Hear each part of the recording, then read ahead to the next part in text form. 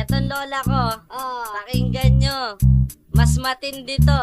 Hindi kagaya ng mga lola nyo, mga bunge. Sadyang kakaiba, etong si Lola.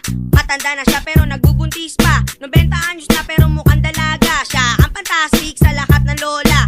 Kung si Darna lumulunok ng bato, ang lola ko nilulunok tao. Kasi si Lola ay sobrang lakas, kaya niyang bumukat na 10 sakong bigas. Sa pagilingang panisang macho dancer, at sa wrestling taob si Undertaker. Nakakaasar etong si Lola.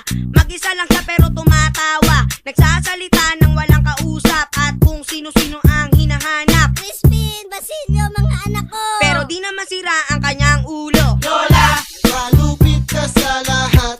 Yan ang aking Lola, sadyang wala kang katapat. my only one. Lola, naiiba ka sa lahat. Yan ang aking Lola, sa'yo wala silang binatbat.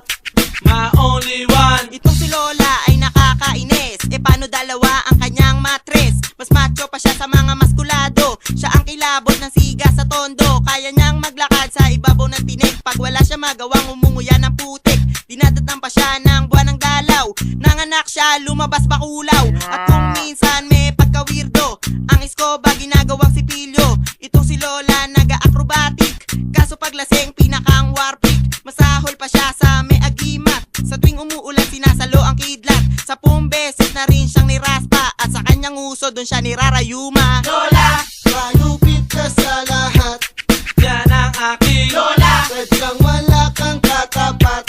my only one. Lola, naiiba ka sa lahat. Yan ang aking Lola, sa'yo wala silang binatbat. my only one. Lola, malupit ka sa lahat. Yan ang aking Lola, sadyang wala kang katapat. my only one. Lola, naiiba ka sa lahat. Yan ang aking Lola, sa'yo wala silang binatbat.